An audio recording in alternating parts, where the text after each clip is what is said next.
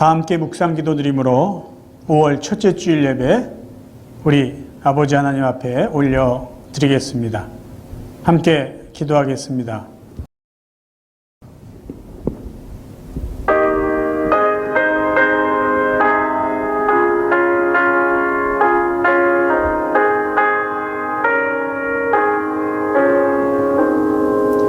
나의 영혼아 잠잠히 하나님만 바라라.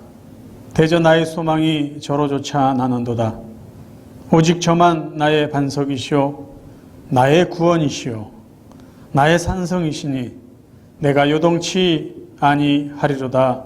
아멘. 하나님 우리 아버지, 오늘도 우리를 예배 자리로 불러주시고 오늘도 하나님 받으시기 원하시는 신령과 진정으로 예배할 수 있게 해주심을 감사합니다. 오늘도 사랑하는 성도들, 가정에서 하나님 앞에 예배하는 이 시간 주 성령님 함께 하셔서 예배를 받아주시고 우리 사랑하는 성도들의 영혼을 만족시켜 주옵소서. 예수 그리스도 이름으로 간절히 기도하옵나이다. 아멘. 우리 다 함께 찬송가 55장 부르시겠습니다.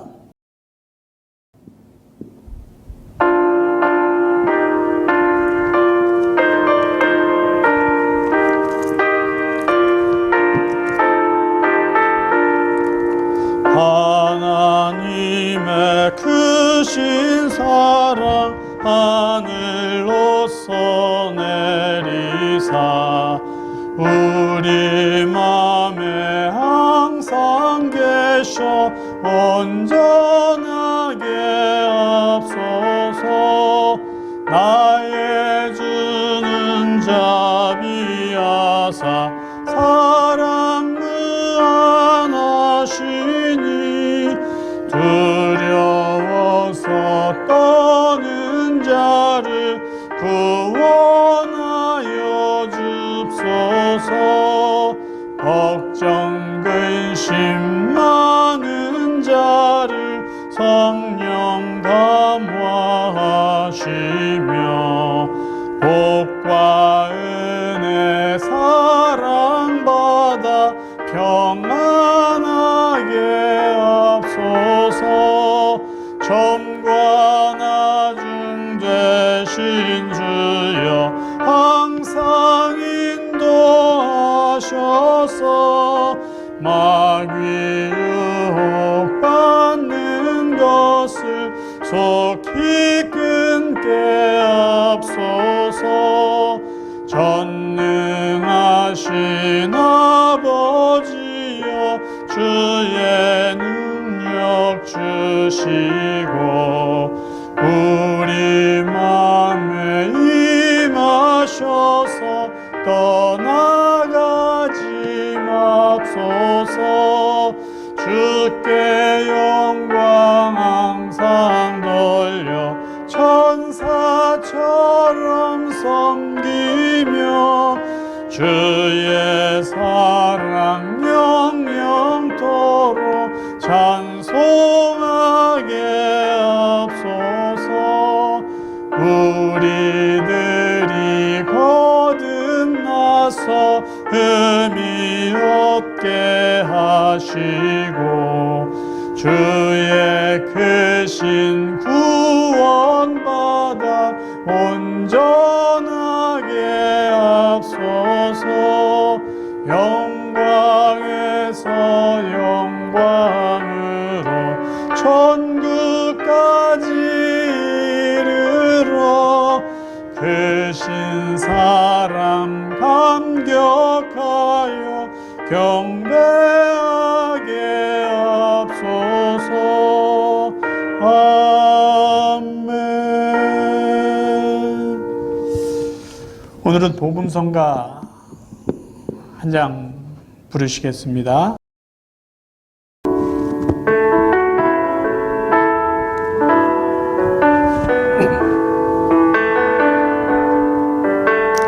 은혜 아니면 살아갈 수가 없네.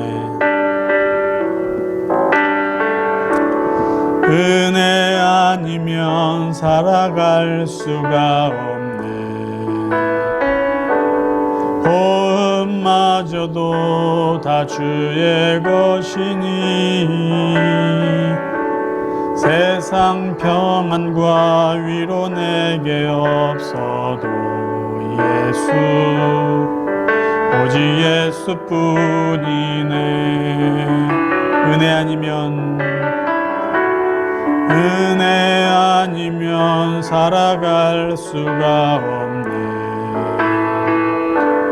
호흡마저도 다 주의 것이니 세상 평안과 위로 내게 없어도 예수 오직 예수뿐이네. 아멘. 크신 계획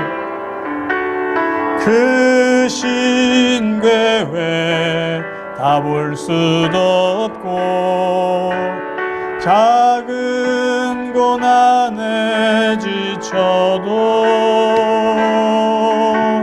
주께 묶인 나의 모든 삶 버티고 견디게 하시네.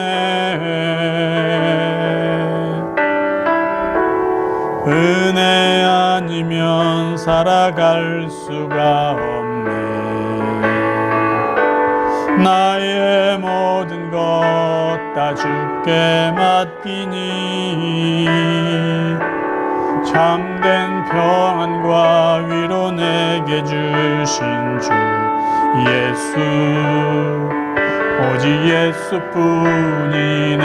크신 계획 다 볼 수도 없고 크신 계획 다 볼 수도 없고 작은 고난에 지쳐도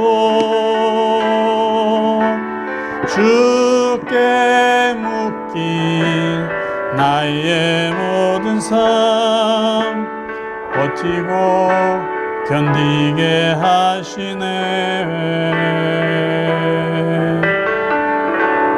은혜 아니면 살아갈 수가 없네. 나의 모든 것 다 주께 맡기니 참된 평안과 위로 내게 주신 주 예수 오직 예수뿐이네. 아멘. 사도신경으로 우리의 신앙을 함께 고백드리겠습니다.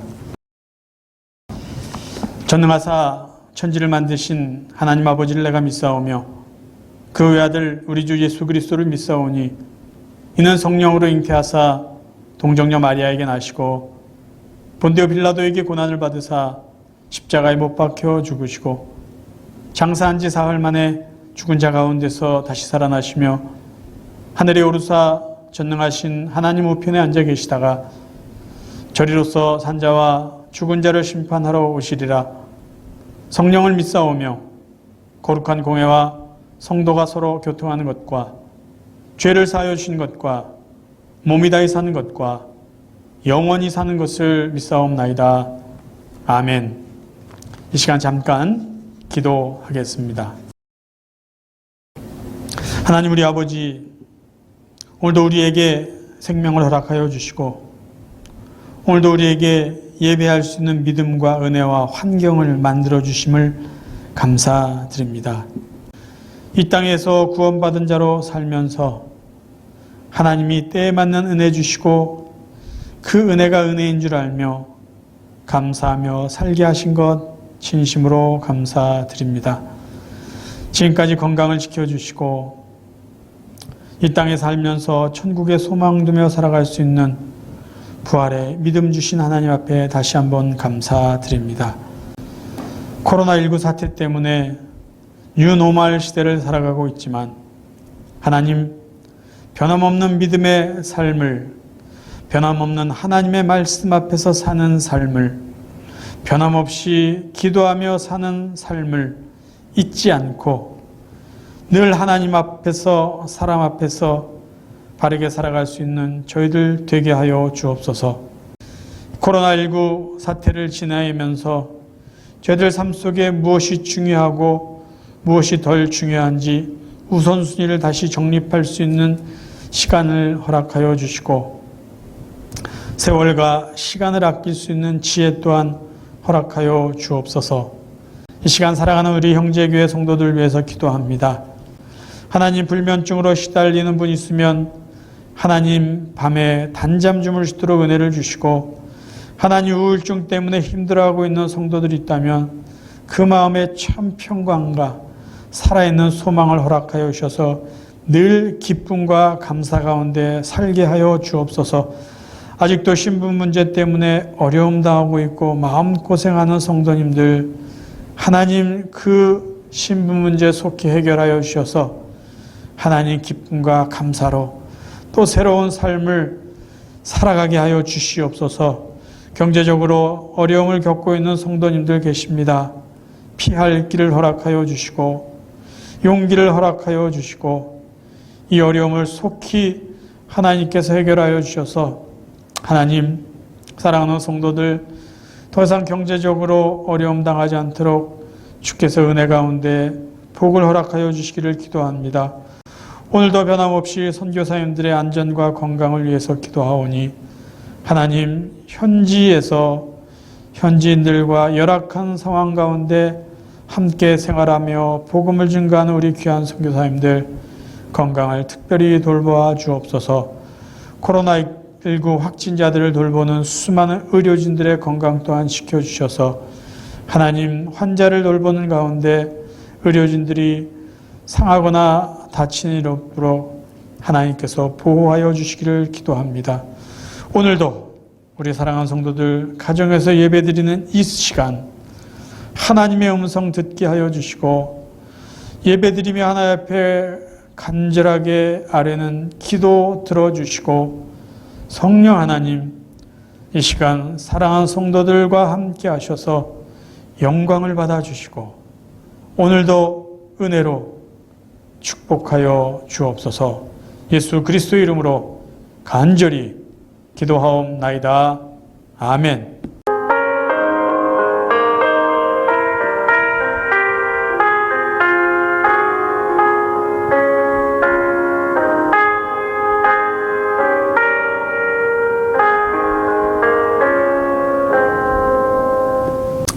교회 소식 잠깐 나누겠습니다. 코로나19 사태가 계속 진행 중에 있는데요. 글쎄요, 5월달 안에 이게 조금 활동들이 조금 풀릴지 모르겠지만 그 기간 동안 우리들 건강관리 잘 해주시고요.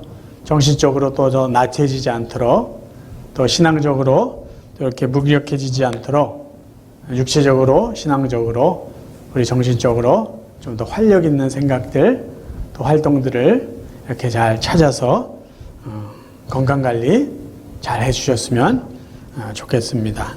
두 번째는 중보기도에 대한 내용입니다. 코로나19로 인해서 우리가 기도해야 될 일들이 더 많아진 것 같습니다.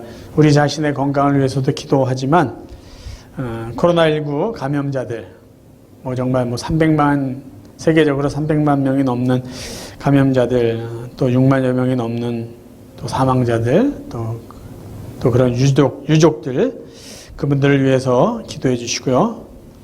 확진자들 돌보는 의료진, 또 선교제 열악한 환경 가운데 있는 우리 선교사님들 안전과 건강을 위해서 계속 기도해 주시길 바랍니다. 그리고 아무래도 경제적으로 어려움을 당하고 있는 우리 소상공인들, 스몰 비즈니스 오너들을 위해서도 우리 성도님들 또 각자 처한 환경을 위해서 우리 함께 기도해 주시기를 부탁드립니다.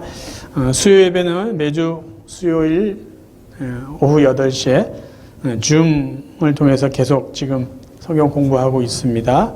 또 함께 모여서 중보기도 하고 있습니다.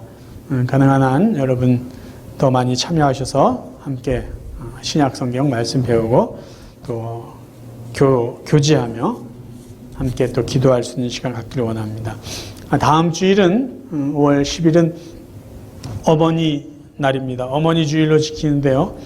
저희들이 매년 어머니 주일날 특별히 우리 남자 성도님들이 갈비를 굽는다던가 바베큐 파티라고 어머니들을 섬겼는데 올해는 뭐 그럴 상황이 되지 않습니다. 그렇지만 또 어머니 주일 그냥 지나칠 수 없을 것 같아서 조그만 선물을 계획하고 있습니다. 부모님들이 함께 쓸 수 있는 조그만 선물 준비해서 다음 주에는 우리 부활주일 예배 드렸던 것처럼 드라이브인 예배, 우리 주차장 파킹랏에서 모여서 같이 얼굴도 한번 보고 인사 나누고 어머니 날 준비한 조그만 선물도 함께 나눌 수 있는 그런 시간 갖도록 하겠습니다. 여러분 기억하시고 다음 주에는 가능한 한 또 이렇게 올 수 있는 분들 오셔서 함께 예배드리고 교제할 수 있기를 부탁드립니다. 이제 하나님 말씀 함께 보십니다. 하나님 말씀은 누가복음 7장입니다. 누가복음 7장 11절에서 16절입니다. 우리 자막을 보시면서 우리 한 절씩 교독하시겠습니다. 누가복음 7장 11절 먼저 제가 봉독합니다. 그 후에 예수께서 나인이란 성으로 가실새 제자와 허다한 무리가 동행하더니 성문에 가까이 오실 때에 사람들이 한 죽은 자를 메고 나오니 이는 그 어미의 독자요 어미는 과부라. 그 성에 많은 사람도 그와 함께 나오거늘 주께서 과부를 보시고 불쌍히 여기사 울지 말라 하시고 가까이 오사 그 관에 손을 대시니 맨 자들이 서는지라. 예수께서 가라사대 청년아 내가 네게 말하노니 일어나라 하시매 죽었던 자가 일어앉고 말도 하거늘 예수께서 그를 어미에게 주신대 모든 사람이 두려워하며 하나님께 영광을 돌려 가로되 큰 선지자가 우리 가운데 일어나셨다 하고 또 하나님께서 자기 백성을 돌아보셨다 하더라. 아멘. 오늘은 본문 말씀을 통해서 하나님의 은혜에 대해서 함께 생각해 보기를 원합니다. 하나님의 은혜는 인간의 상식을 뛰어넘고요. 인간의 이해를 넘어서는 것입니다. 그 사실을 오늘 본문 말씀을 통해서 또 성경에 등장하는 인물의 삶을 통해서 함께 여러분과 생각해 보겠습니다. 오늘 우리가 읽은 본문 말씀은 장례식 장면으로 시작이 됩니다. 나인이라는 성에 살던 한 여인은 하나밖에 없는 아들을 잃게 됩니다. 그래서 슬픔에 잠긴 채 장례식을 치르고 있습니다.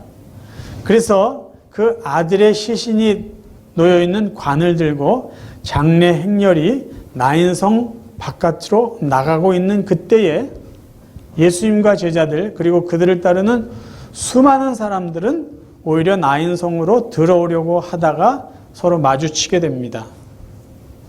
그때 예수님께서 관에 손을 대시고 그 안에 죽어있는 한 청년을 예수님이 살려주십니다. 지금 여러분께 질문 하나 드리고 싶습니다. 예수님께서 이 죽은 아들을 왜 살려주셨다고 생각하십니까? 예수님이 죽은 이 청년을 살려주신 이유는 무엇이었을까요? 자, 본문을 살펴보면 그 어머니가 아들을 살려달라고 예수께 부탁하지 않았습니다. 그 어머니에게 어떤 특별한 믿음이 나타나지 않았어요. 그러니까 예수님이 감동받을 만한 믿음이 그 여인에게 나타나지 않았습니다. 또 그 여인이 그 마을 사람들에게 성 안에 있는 사람들에게 어떤 좋은 일을 했다라는 기록도 없습니다.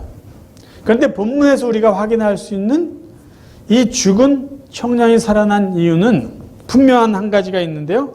예수님께서 아들을 잃고 슬퍼하고 있는 이 여인을 불쌍히 여겼다라는 것입니다. 오늘 제가 주목해 보고자 하는 것은 바로 이 부분입니다.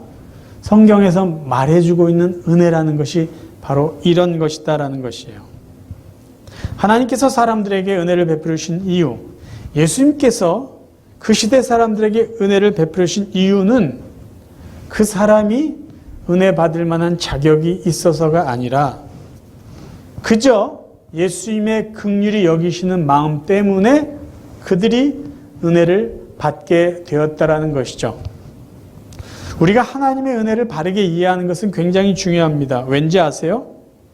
하나님의 은혜를 바르게 이해해야만 우리는 하나님께 바르게 감사하는 삶을 살 수 있기 때문입니다. 감사의 반대는 당연이라고 생각합니다. 모든 일을 당연한 것으로 여긴다면 우리는 하나님 앞에 감사할 수 없을 것입니다.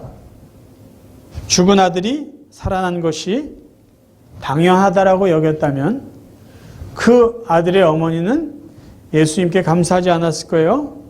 하나님은 사람들이 우연이라고 말하는 그것을 통해서 은혜를 주시는 분이에요. 본문에 이 여인도 우연히 아들의 장례식을 치르기 위해서 성 밖으로 나가려고 하는 그때 우연히 예수님을 마주칩니다. 그때 예수님의 은혜를 받았어요. 그런데 사실 인간 편에서는 우연이라고 할 수 있는 이 만남의 순간은 사실은 하나님께서 인간에게 은혜를 주시는 통로, 시간, 기회라는 것이죠. 우연을 통해서 하나님의 은혜를 맛보았던 또 다른 사람의 이야기를 한번 해보겠습니다. 룻이라는 여자는 다윗의 증조 할머니고요. 예수님의 족보에 오르는 하나님의 은혜를 제대로 받은 여인입니다. 마태복음 1장 5절 6절을 한번 읽어드립니다. 보아스는 룻에게서 오벳을 낳고 오벳은 이새를 낳고 이새는 다윗 왕을 낳으니라 이렇게 되어 있습니다. 룻에 대해서 우리가 좀 더 자세히 알게 되면 룻이라는 사람이 정말 하나님의 기가 막힌 은혜를 받았다는 것을 저희들이 알 수 있어요. 자, 유대인들은 유대인이 아닌 다른 민족, 다른 나라 사람들을요, 솔직히 인간 취급하지 않는 아주 교만한 사람들이었어요. 그리고 유대인들은 같은 유대인일지라도 여자들을요, 굉장히 무시했던 사람들입니다. 그렇다면은 유대인이 아닌 다른 민족 여자라면은 유대인들이 생각했을 때 그 사람은요, 어떻게 보면은 사람도 아닐 수 있어요. 그런데 그런 이방 여자 룻이 예수님의 족보에 이름을 올렸고 예수님의 조상이 되었다. 하나님의 구원의 도구가 되었다라는 것은요, 정말로 놀랍고 신기한 하나님의 은혜가 아닐 수 없다라는 것이죠. 자, 그렇다면 룻이라는 여인이 어떻게 하나님의 은혜를 받게 되었는지 그 출발점이 어딘지 한번 찾아보겠습니다. 룻기 2장 3절을 보면 이렇게 나와 있습니다. 룻이 가서 베는 자를 따라 밭에서 이삭을 줍는데 우연히 엘리멜렉의 친족 보아스에게 속한 밭에 이르렀더라. 자, 이 배경이 뭐냐 하면 시어머니 나오미와 함께 모압 지방에서 예루살렘 베들레헴으로 다시 역이민을 옵니다. 시어머니를 따라왔던 룻이 먹고 사는 것이 힘들어요. 그래서 이삭을 베고 줍는 그 일을 그냥 가장 쉽게 천한 사람이 할 수 있는 그 일을 하러 나갔는데 그 주위에 이삭을 줍는 사람을 따라서 갔는데 그 밭이 누구의 밭이냐면 보아스라는 사람의 밭이었어요. 우연히 보아스라는 사람의 소유인 밭에 가서 이삭을 줍게 되었다라는 것이죠. 그런데 이 우연이라는 시간을 통해서 하나님이 어떻게 은혜를 주셨을까요? 그 아래 말씀을 쭉 한번 살펴봅니다. 룻기 2장 4절 마침 보아스가 베들레헴에서부터 와서 베는 자들에게 이르되 여호와께서 너희와 함께 하시기를 원하노라. 그들이 대답하되 여호와께서 당신에게 복 주시기를 원하나이다. 자, 보아스라는 사람이 베들레헴에서 와서 자기 밭에 왔을 때 거기서 일하는 사람들에게 하나님이 당신을 축복하기 원합니다라고 일하는 사람들을 축복합니다. 그리고 지나가려다가 낯선 여인을 보게 된 거죠. 그래서 일하는 사람에게 물어봐요. 저 소녀는 누구냐? 그랬더니 일하던 사람들이 이렇게 이야기를 합니다. 아, 저 여인은요, 나오미를 따라서 모압에서 온 여자입니다. 그때 보아스가 뭐라고 그러냐면요, 8절에 보아스가 룻에게 이르되 내 따라 들으라. 이삭을 주우러 다른 밭으로 가지 말며 여기서 떠나지 말고 나의 소녀들과 함께 있으라. 처음 만났는데 보아스가 룻에게 말하는 게 좋아. 다른 밭에 가서 이삭 주지 말고 우리 밭에 와서 일해. 그러니까 룻이 아니 저는 이방 여인입니다. 왜 이렇게 은혜를 베푸십니까? 보아스가 말합니다. 사실 나는 네 이야기를 들었다. 그리고 네가 시어머니에게 한 그 일 내가 들었다. 그리고 이렇게 축복합니다. 12절. 여호와께서 네 행한 일을 보응하시기를 원하며 이스라엘의 하나님 여호와께서 그 날개 아래 보호받으러 온 너에게 온전한 상 주시기를 원하노라. 그리고 결국은 자기가 그 여인을 축복하게 된 것이죠. 그리고 결국 두 사람은 결혼하게 되어서 자녀를 낳고 그 후손이 다윗 왕이 나타나게 된 것입니다. 그리고 그 후손 중에 예수 그리스도가 이 땅에 오시게 된 것이죠.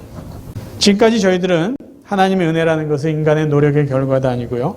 심지어 부탁조차 하지 않았는데 그냥 알아서 예수님이 또 하나님 편에서 거저 베풀어 주신 것이 은혜다라는 것으로 우리가 살펴보았어요. 그런데 성경을 좀 더 자세히 보면요.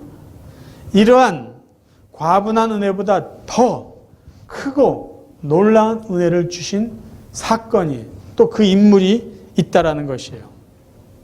그 주인공은 누구냐 하면 구약 성경에 나오는 유다입니다. 자, 먼저 유다가 얼마나 부끄러운 사람인가 또 얼마나 비열한 사람인가를 우리가 살펴볼 필요가 있어요. 왜냐하면 그래야만 그럼에도 불구하고 그런 사람임에도 불구하고 하나님께서 은혜를 주셨다라는 것을 우리가 확인할 수 있기 때문이죠. 자, 먼저 유다의 삶을 한번 봅니다. 부끄러운 그의 삶이에요. 첫째는 그는 요셉을 미디안 상인에게 팔자고 제안해서 결국 요셉을 애굽의 노예로 팔게 만든 장본인이에요. 창세기 37장 26절 28절에 보면 대화가 형제들 간의 대화가 나옵니다. 유다가 자기 형제에게 이르되 우리가 우리 동생을 죽이고 그의 피를 은닉한들 무엇이 유익할까? 자, 그를 이스마엘 사람에게 팔고 우리 손을 그에게 대지 말자. 그는 우리의 동생이요 우리의 골육이니라 하매 형제들이 청종하더라. 때에 미디안 사람 상고들이 지났는지라 그들이 요셉을 구덩이에서 끌어올리고 은 20개에 그를 이스마엘 사람들에게 팔매 그 상고들이 요셉을 데리고 애굽으로 갔더라. 자, 여기서 사실은 제일 큰 형 르벤이 요셉을 죽이지 않고 살리려는 마음으로 구덩이에 넣어놓자고 첫 번째 제안을 했었습니다. 그런데 유다가 느닷없이 이렇게 말해요. 그러니까 유다는 동생 요셉을 살리려고 하는 마음이 전혀 없었어요. 그러면서 형제들에게 죄책감도 덜어주고 돈도 벌자라는 기가 막힌 방안을 제안합니다. 그래서 야, 얘 동생 요셉 죽인들 무슨 소용이 있겠냐? 우리 괜히 죄만 짓는 거 아니야? 팔아. 우리가 돈도 좀 벌면 어때? 라고 제안을 한 거죠. 여러분 정말로 동생을 사랑했다면 이런 제안을 했을까요? 사실 이것은요. 동생을 죽이자라고 하는 것과 별 다를 바가 없습니다. 어쨌든 요셉이 유다의 제안에 의해서 노예로 팔려가게 되는 거죠. 또 유다의 악한 모습을 하나 더 살펴볼 필요가 있는데요. 유다는 며느리와 간음을 하며 며느리를 통해서 자식을 낳는 정말 이 부끄러운 일을 한 사람이에요. 창세기 38장 1절부터 30절에 보면은 이러한 부끄러운 이야기가 나옵니다. 자, 유다는 가나안 여인과 결혼해서 아들 셋을 낳습니다. 세 아들의 이름이 엘, 오난, 셀라예요. 근데 첫 번째 아들이 그 부인이죠. 그러니까 유다에게 있어서 며느리인데 다말이라는 며느리를 낳는데 이 엘이 하나님 앞에서 악을 행합니다. 이 긴 이야기를 간단하게 제가 줄여서 이야기할게요. 그래서 하나님의 첫째 아들을 죽여요.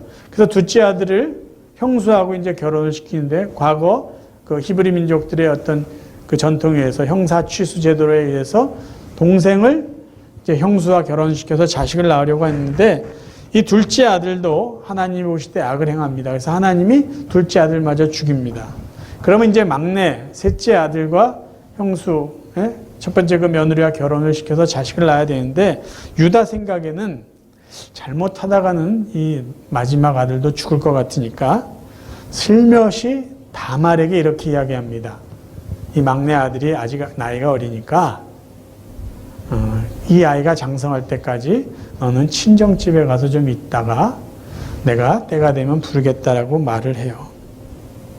근데 셀라 마지막 아들이 다 컸을 때도 유다는 며느리를 부르지 않습니다. 이제 양털을 깎는 그런 계절이 왔을 때 유다가 자기 친구와 함께 그 며느리가 살고 있는 딥나라는 지방으로 간다라는, 그러니까 그쪽으로 온다는 소식을 다말이 듣고는 나름대로 계략을 꾸미죠.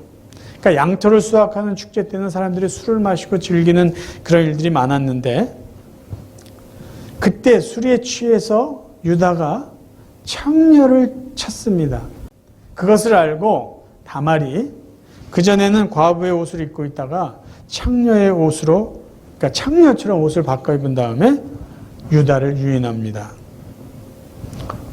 유다는 다말을 알아채지 못했어요. 그리고 다말의 몸을 다말과 함께 잠을 자는 대가로 염소 새끼를 주기로 약속하고, 지금 염소가 없으니까 담보물로 도장, 끈, 지팡이 3개를 이렇게 줍니다. 그리고 다말과 육체적으로 관계를 맺는데 다말이 임신을 하게 돼요.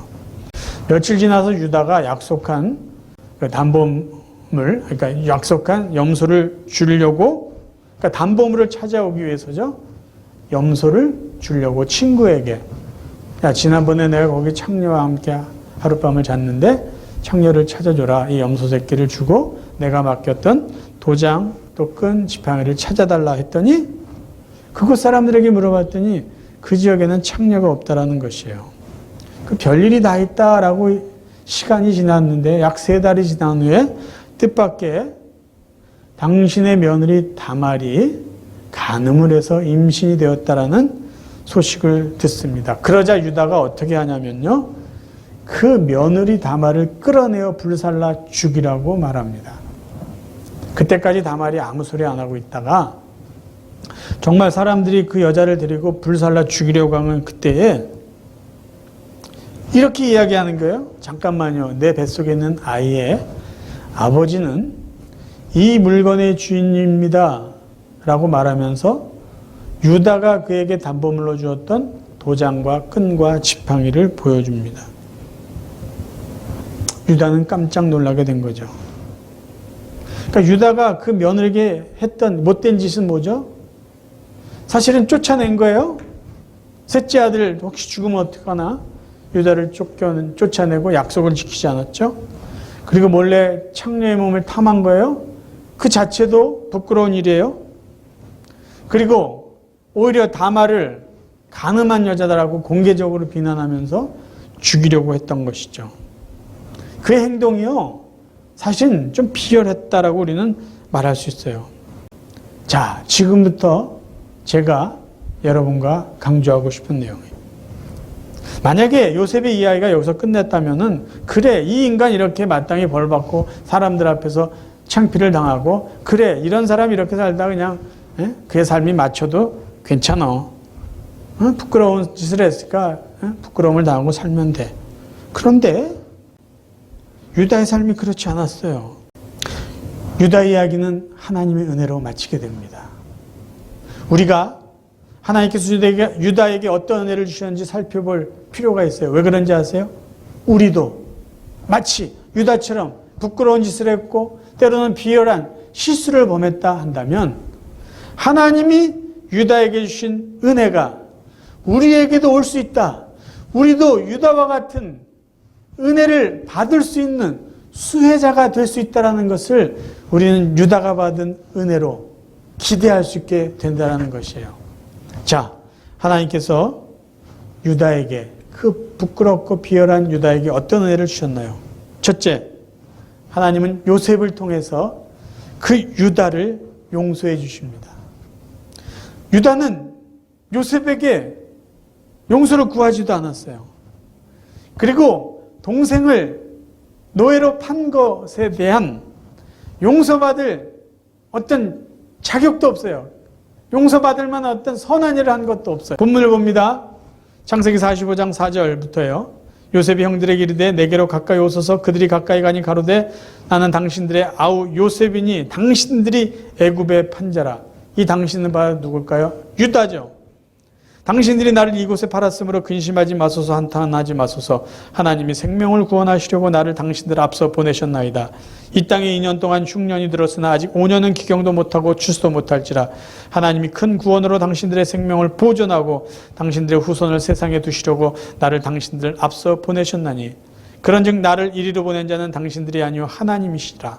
하나님이 나로 바로의 아비를 삼으며 그 온 집의 주를 삼으시며 애굽 온 땅의 치리자를 삼으셨나이다. 요셉은요, 형제들을 만나서 단호하게 말합니다. 당신들은 나를 팔았지만 하나님은 나를 당신들 앞서 이곳에 보내서 당신들을 돕고 열방에 있는 많은 사람들을 돕게 하나님이 만드셨습니다. 이 말을 통해서 요셉은 형들을 용서합니다. 만약에 요셉이 형들을 용서하지 않았다면 그 책임이 누구에게 돌아갔을까요? 유다에게 마땅히 돌아갔어야 됩니다. 그래서 만약에 요셉이 형들을 용서하지 않고 유다를 죽였다라고 한다면 유다의 후손을 통해서 예수님이 이 땅에 오시지 못했을 거예요. 그런데 하나님은 요셉에게 형들을 용서할 수 있는 마음을 주셔서 유다를 용서하게 하십니다. 두 번째, 하나님께서 유다에게 주신 은혜는요, 그의 후손을 축복하시는 은혜를 주십니다. 자, 하나님께서 유다의 후손을 통해서 누구를 이 땅에 보내십니까? 이스라엘의 왕, 만왕의 구주 예수 그리스도를 이 땅에 보내십니다. 여러분, 은혜라는 것은요, 유다가 조금 전에 살았던 것처럼 막장 드라마 같이 살았던 그 인생의 주인공 유다를 단순히 그의 잘못을 용서한 것이 아니라 그의 삶에 복을 더해 주시는 것이 하나님의 은혜다라는 말씀이에요. 자, 여기서 우리가 깨닫고 감사해야 될 은혜 내용이 있습니다. 저와 여러분이 나인성에 살던 과부와 같이 자식을 잃은 사람이라면, 아니면 자식 때문에 슬픔에 잠겨있고 마음고생하고 있는 사람일지라도, 저와 여러분이 룻과 같이 다른 나라에 와서 멸시를 받고 인정받지 못하고 때로는 경제적으로 어려움 속에 처해 있을지라도, 저와 여러분이 유다처럼 형제를 미워하고 살인을 조장하고 간음을 하고 그렇게 부끄럽고 비열한 삶을 살았을지라도 하나님의 은혜는 우리에게 얼마든지 다가올 수 있다라는 것이에요. 왠지 아세요? 하나님의 은혜는 언제나 우리 안에서 시작되는 것이 아니기 때문입니다. 하나님의 은혜는 언제나 하나님으로부터 시작되기 때문이에요. 하나님의 은혜는 우리의 행위를 근거로 해서 주어지는 것이 아니라 하나님의 사랑을 근거로 해서 주어지기 때문입니다. 하나님의 은혜는 언제나 우리의 생각과 기대를 넘어서요. 하나님의 은혜는 언제나 우리의 기대보다 훨씬 넘치고 과분한 사랑입니다. 사실 저와 여러분들이 하나님으로부터 받은 가장 큰 은혜는 구원의 은혜입니다. 하나님이 인간에게 베풀어 주신 구원의 은혜, 인간이 한 일과 상관이 없어요. 받을 자격이 있냐 없냐 그것도 따지지 않습니다. 거저 주셨어요? 과분하게 주셨어요. 그게 바로 하나님께서 예수 그리스도를 통해서 저와 여러분에게 주신 구원의 은혜입니다. 자, 이제 성경이 말해주고 있는 하나님의 은혜가 무엇인지 다시 한번 정리하며 오늘 말씀을 마무리하려고 합니다. 하나님의 은혜는 언제나 먼저 주십니다. 구원은 인간의 요청에 의해서 생겨난 일이 아닙니다. 구원은 먼저 하나님께서 행해 주신, 하나님이 베풀어 주신 은혜예요. 로마서 5장 6절, 또 5장 8절, 5장 10절, 제가 여러 번 인용했던 말씀입니다. 한번 다시 읽겠습니다. 우리가 아직 연약할 때의 기약대로 그리스도께서 경건치 않은 자를 위하여 죽으셨도다. 우리가 아직 죄인 되었을 때 그리스도께서 우리를 위하여 죽으심으로 하나님께서 우리에게 대한 자기의 사랑을 확증하셨느니라. 곧 우리가 원수 되었을 때 그 아들의 죽으심으로 말미암아 하나님으로 더불어 화목되었은즉 화목된 자로서는 더욱 그의 살으심을 인하여 구원을 얻을 것이니라. 하나님께서 우리를 위해서 예수 그리스도를 죽이실 때가 언제였는가? 5장 6절은 아직 연약할 때, 5장 8절은 아직 죄인 되었을 때, 5장 10절은요 우리가 원수 되었을 때라고 말씀합니다. 우리는 연약할 때, 죄짓고 있을 때, 하나님과 원수 되었을 때 이미 하나님이 우리를 위한 그분의 사랑, 그분의 은혜를 시작했다라는 말씀이에요. 은혜의 근거는 어디에 있습니까? 사람에게 있지 않아요. 하나님께 있습니다. 그러니까 하나님이 인간을 구원해 주시고 인간을 사랑해 주신 것은 인간의 모습을 보고 반응하신 것이 아니라 언제나 하나님의 사랑으로 하나님의 의지를 가지고 먼저 시작하셨다라는 것이죠. 두 번째, 하나님의 은혜는 언제나 거저 주십니다. 하나님의 은혜는요 아무런 조건도 없어요. 아무런 요구사항도 없어요. 그저 거저 주는 거예요. 그래서 우리는 구원의 은혜, 하나님의 은혜를 선물로 표현합니다. 왜 하나님이 우리에게 거저 주셨을까요? 왜 어떤 조건도 없이 그냥 주셨을까요? 가치가 없기 때문이 아니죠. 그 은혜라는 선물의 대가를 이미 다 지불해 주셨기 때문입니다. 사람들이 그 은혜라는 선물을 받기 위해서 어떤 대가를 지불할 필요가 없어요. 왜? 하나님이 미리 선물을 받을 만한 그 대가를, 그 값어치를 미리 다 지불해 주셨기 때문이에요. 그 지불하신 대가는 무엇일까요? 예수 그리스도의 생명입니다. 예수님이 예수 그리스도의 생명이라는 그 생명을 그 은혜 받을 대가로 미리 다 지불해 주신 이후에 인간에게는 그 어떤 것도 요구하지 않으실 거예요. 그리고 말씀하시죠. 너희들은 내 은혜를 받을 자격 있는 나의 자녀다라고 말씀하시는 거예요. 하나님의 은혜는요, 우리가 무엇을 했기 때문이 아닙니다. 하나님의 은혜를 받는 이유는 하나님께서 우리를 사랑하시기 때문이에요. 그게 바로 우리가 이해하고 감사해야 될 하나님의 은혜라는 것이에요. 사랑하는 성도 여러분, 나인성의 과부 같은 사람도 뜻하지 않은 은혜를 받았습니다. 우연이라는 이름을 통해서 우연처럼 다가온 하나님의 은혜를 받았습니다. 가진 것 없이 차별이 심한 땅에서 이방인으로 살았던 룻과 같은 여인도 우연처럼 다가온 하나님의 은혜를 받았어요. 유다와 같이 부끄럽고 비열한 사람들도 하나님의 과부단 은혜를 받았습니다. 어떻게 이런 일이 가능했을까요? 하나님의 은혜는 그 사람에게서 시작하지 않고 하나님 그분으로부터 시작했기 때문에 가능한 것이에요. 그리고 하나님의 은혜는 이미 그 모든 가치와 대가를 다 지불하셨기 때문에 우리들에게 거저 주실 수 있는 것이기에 우리가 받을 수 있다는 것입니다.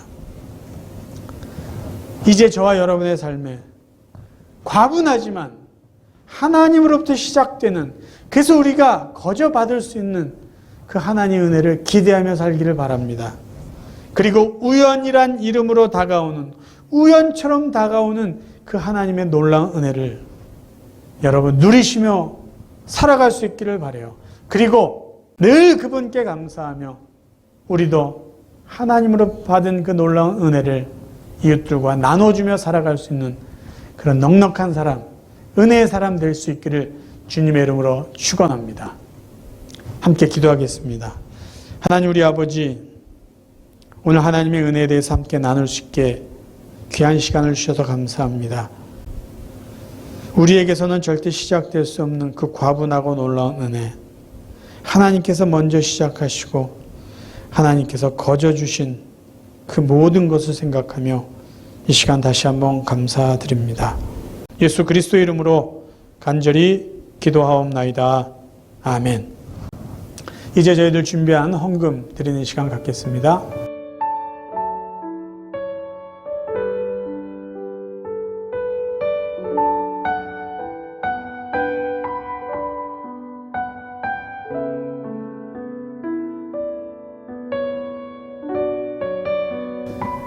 헌금을 위해서 잠깐 기도하겠습니다. 하나님 감사합니다. 오늘도 함께 예배할 수 있도록 우리의 삶을 또 우리의 믿음을 우리의 건강을 지켜주심을 감사드립니다. 사랑하는 성도들 가정에서 예배드리지만 또 기도하며 준비한 또 우리의 믿음을 고백한 귀한 예물 우리의 기도를 담은 귀한 물질 하나 앞에 바칩니다. 하나님 사랑하는 성도들의 정말로 소중한 믿음과 기도의 제목과 삶의 열매를 드리오니 하나님 기쁘게 받아주시고 하나님 우리는 과분하지만 하나님이 거저주시고 또 먼저 주시는 귀한 은혜로 우리 사랑하는 성도들을 다시 한번 축복하여 주옵소서. 우리 성도들 더욱더 건강하여 우리가 다시 성전에서 만나 예배할 때 더 좋은 모습, 더 성숙한 모습으로 함께 만날 수 있도록 우리가 떨어져 있는 이 기간을 성령께서 더욱더 복되게 하여 주옵소서. 감사드리며 예수 그리스도 이름으로 기도하옵나이다. 아멘. 이제 우리 마지막 찬송 410장 부르시고 오늘 예배 마치겠습니다.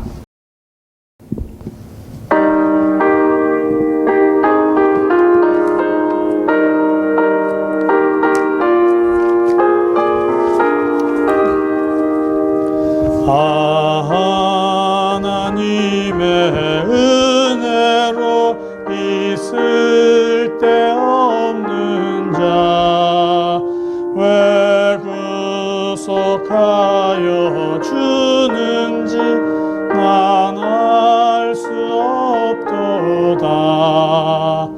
내가 믿고 또 의지함은 내 모든 형편하시는 주님 늘 돌보아 주실 것을 나는 확실히 아네.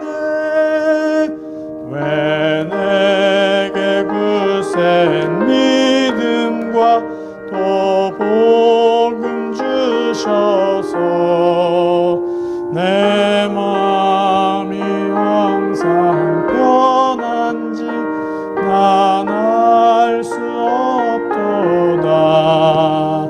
내가 믿고 또 의지함은 내 모든 형편 잘 아는 주님 늘 돌보아 주실 것을 나는 확실히 아네. 왜 내게 성령 주셔서 내 마음을 감동해 주 예수 믿게 하는지 난 알 수 없도다. 내가 믿고 또 의지함은 내 모든 형편 잘 아는 주님 늘 돌보아 주실 것을 나는 확실히 아네. 주 언제 강림하실지 혹 밤에 혹 낮에 또 주 그것도 난 알 수 없도다. 내가 믿고 또 의지함은 내 모든 형편 잘 아는 주님 늘 돌보아 주실 것을 나는 확실히 아네.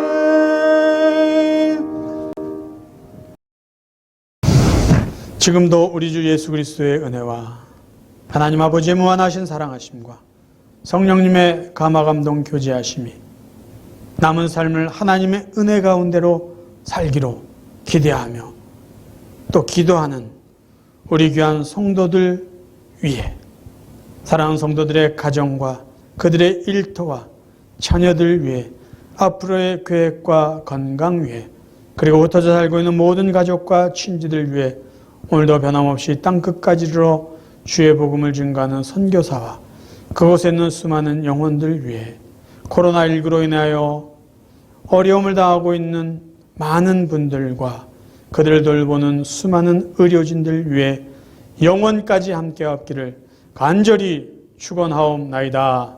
아멘.